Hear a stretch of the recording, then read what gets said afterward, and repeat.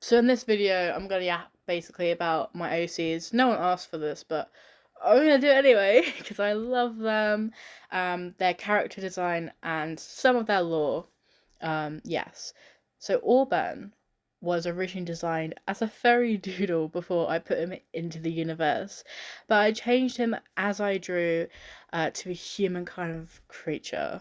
I say creature because I didn't actually write down the species name, but I assumed it would be some kind of fantasy creature, like elves. But I never wrote down the exact species until I settled on the story setting being set at some point in the future. At a far enough point in the future for humans to have evolved, so they have larger ears for more efficient hearing, possibly to stop some people from going deaf, but it's not completely like erased. Different pupils, so the opacity of the pupil, so not completely black, more going with their like eye color. So it's easier to tell if they need a visual aid. For example, if the pupils are completely black, they have 20/20 vision. If the computers if the pupils are fainter, they have it's more easy to tell if they would have glasses and going through the whole optician kind of thing that we have to do as humans. But the first character design for this universe wasn't supposed to be for this universe. I just kind of stuck her in there and built up ideas around her and other characters. She was 15 when I added her to the universe officially. 15 because this was my age at the time. I settled on 16 for her as her final age. Her personality in some aspects is similar to Lydia Dietz from Beetlejuice, specifically the musical version, because I like Alex Brightman version of Beetlejuice. Auburn was also added at 15 since they are in a school environment and I wanted them to be in the same year because it wouldn't make much sense to the main plot otherwise. Auburn was inspired by Rusty from 50 Pop's webcomic and short Zoophobia with like a bully attitude and why Auburn and his siblings have floofy hair. Auburn's older brother Orchid is partly inspired by Stolas from Helluva Boss, another one of 50 Pop's works. Orchid works as a male stripper and has a friend at the club he works at who has the stage name of Aqua. Aqua was inspired by, in the same universe as the other one, Angel Dust from Hazbin Hotel in terms of some personality traits. As you can gather, Vivi Pop is an artist who has inspired me a great deal. She very much helped me establish my art style. Aqua also works as a male stripper and adult entertainer, but neither Aqua or Orchid are prostitutes. On to more design points, all the first designs I did were just designs I thought were aesthetically pleasing to the eye. The second designs of Auburn and Magnolia specifically were more personality orientated. Auburn's hair changed to be more fluffy and shorter, with more personality in his hair, like a hair flick, which would affect the character's silhouette. I also added a fringe since it didn't make much sense to me for the character to have fluffy or bouncy hair, only for the hair to go up and have no bangs.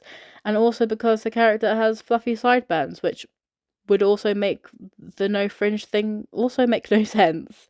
Additionally, Auburn had an outfit change to a blue collared waistcoat, but that didn't make much sense for his character also, like at all, so it was later changed in his third design.